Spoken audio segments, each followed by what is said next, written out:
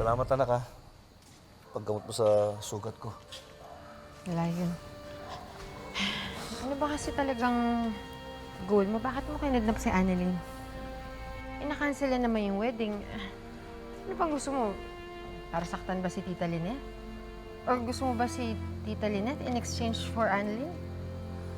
Ano ba?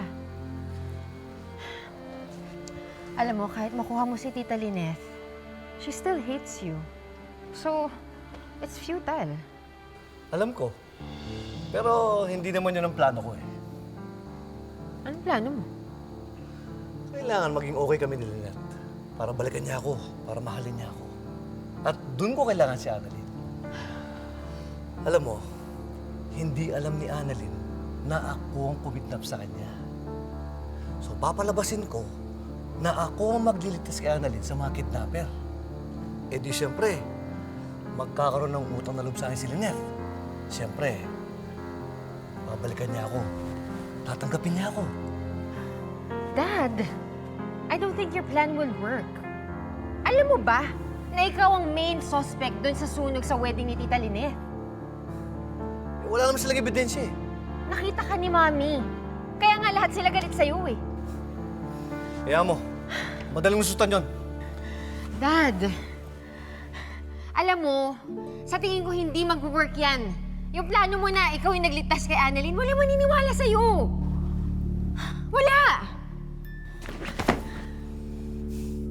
Bakit ba kontra ka ng kontra? Ayaw mo maging masaya? Dad, hindi naman sa kumukontra ako. Gusto ko na maging masaya. Pero, nilalatag ko lang yung mga facts. Hindi ko kailangan ng facts mo. Magtatagumpay ako sa mga plano ko.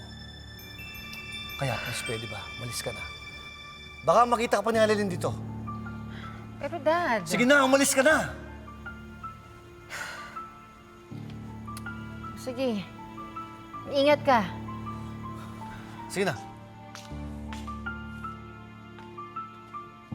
Sigurado ka ba dyan? Paano kung hindi mag-work?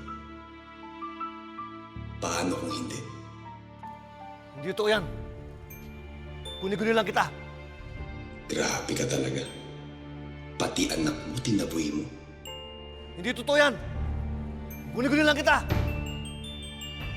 Yun na lang kakampi mo. Kawawa ka naman.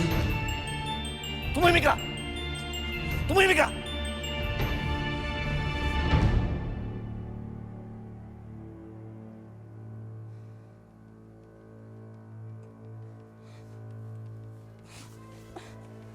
Punang!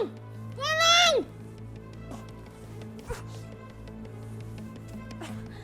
Tulong! Tulong!